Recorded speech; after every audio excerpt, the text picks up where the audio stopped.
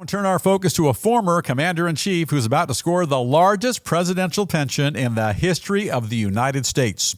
As a result of a long and distinguished career in American politics, former President Joe Biden is about to begin receiving more than $400,000 a year as part of his taxpayer-funded retirement package. According to reports, the staggering payday is nearly double the amount received by former President Barack Obama, and they attribute the unusually high chunk of change to a loophole, and this allows Biden to benefit from his decades-long run as senator, vice president as well, and eventually head of our nation. They point out that if all goes according to plan, the 83-year-old Biden will wind up getting well compensated by drawing a pension for his more than 4 decades of public service in Washington, and that includes 8 years as Obama's second in command. However, he'll also receive a much larger separate pension for his years in the White House, and when those two paychecks are combined, he'll wind up receiving more annual federally funded retirement cash than any president in U.S. history.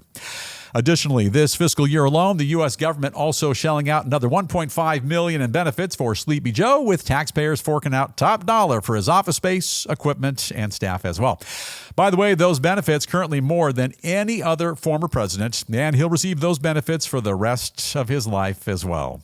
In the meantime, a number of critics are now pointing directly at Biden's extravagant retirement package and saying it's time for a change. They argue our former presidents are receiving way too much in the way of compensation, and that moving forward, significant limits should be placed on how much taxpayer-funded money they can get their hands on. Final thought, and this is the News Roundup Lowdown. It all sounds kind of fair and reasonable to me. In a tough economy, it can be a real struggle to get by on a meager government pension of only $417,000 a year.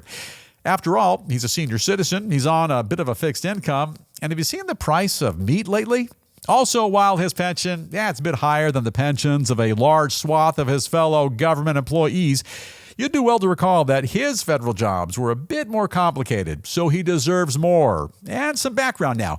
Look, for 8 years as vice president, Mr. Biden lived for free in the vice presidential palace, the big mansion. No mortgage, gas, or electric bills. Also a free gardener. Also in 2010, he was quoted as saying, "It's easy being vice president. You don't have to do anything." Although maybe I was supposed to leave that part out. I think that's what they call in news roundupping an innocent mistake. Moving along, as president, he scored yet another free house, a bigger one, all painted white and snazzy. It looked good. Free helicopter and airplane rides, a real nifty, bulletproof Cadillac car. If we have a shot of the beast, that is a heck of a ride. Also, expense accounts and free food. Also got free security guards, and because he worked for the government, free health care as well.